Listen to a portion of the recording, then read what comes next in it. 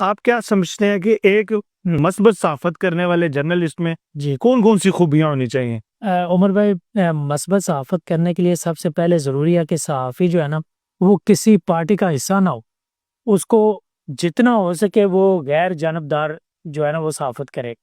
ہمارے ہاں ایشو یہ ہے کہ ہم کسی ایشو کو لیتے ہیں، اس ایشو کو ذاتی ایشو بنا لیتے ہیں، اور جب آپ ذاتی ایشو بناتے ہیں تو ظاہر ہے پھر آپ کا وہاں پہ انٹرسٹ آ جاتا ہے۔ جہاں پہ صحافی کا کسی بھی خبر میں ذاتی انٹرسٹ آ گیا تو وہاں پہ وہ صحافی بڑی مشکل ہوتا ہے کہ وہ غیر جانبدار ہے، وہ پھر جانبدار ہو جائے۔ اور صحافی کا غیر جانبدار رہ کر کسی بھی ایشو کو اجاگر کرنا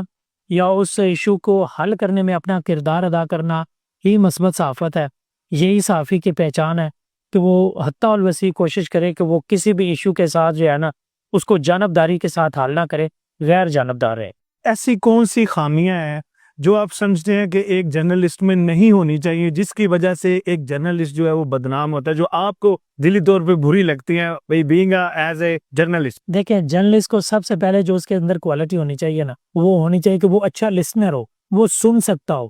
جب آپ کہیں پریس کانفرنس میں جاتے ہیں نا تو ظاہر آپ حکومتی اگر لوگ بیٹھے ہوئے ہیں ان کی آپ نے بات سو، اگر آپ اپوزیشن کی پریس کانفرنس میں گئے آپ نے ان کی بات سنی، اسے اچھا لسنر ہونا چاہیے۔ آپ بہت سی حکومت کی ایسی چیزیں ہوتی ہیں آپ ان کے ساتھ متفق نہیں ہوتے، ٹھیک ہے، لیکن اس کا یہ بھی مطلب نہیں ہے کہ آپ اس پریس کانفرنس میں بیٹھے ہوئے ہیں اور آپ ان کے ساتھ لڑائی شروع کر دیں، نہیں آپ تو یہ جھوٹ بول رہے ہیں، آپ یہ غلط کر رہے ہیں۔ یہ صحافی کا کام نہیں ہے۔ صحافی جب وہاں سے خبر آتی ہے وہ رپورٹ کرتا ہے، ٹھیک ہے، جب وہ رپورٹ کر دیتا ہے تو پھر لوگ اس کو دیکھتے ہیں کہ یار اس جرنلسٹ نے یہ سوال کیا، وہ حکومت کا بندہ تھا لیکن اس سے بات نہیں بن سکی۔ لوگ پبلک بہت جو ہے نا وہ سمجھتے ہیں ان چیزوں کو، وہ صحافی کے سوال کو سمجھ جاتے ہیں، ہاں اس نے یہ سوال بڑا زبردست کیا۔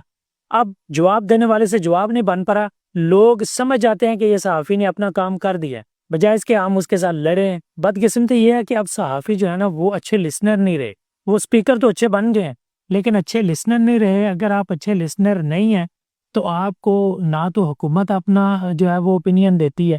نہ آپ کو اپوزیشن اپنا اوپینین دیتی ہے، پھر آپ کہیں سائڈ پر بیٹھ کر آپ غصہ نکال رہے ہوتے ہیں، اور جب آپ غصہ نکال رہے ہوتے ہیں تو آپ غیر جانبدار نہیں ہوتے، آپ جانبداری کی طرف جا رہے تھے۔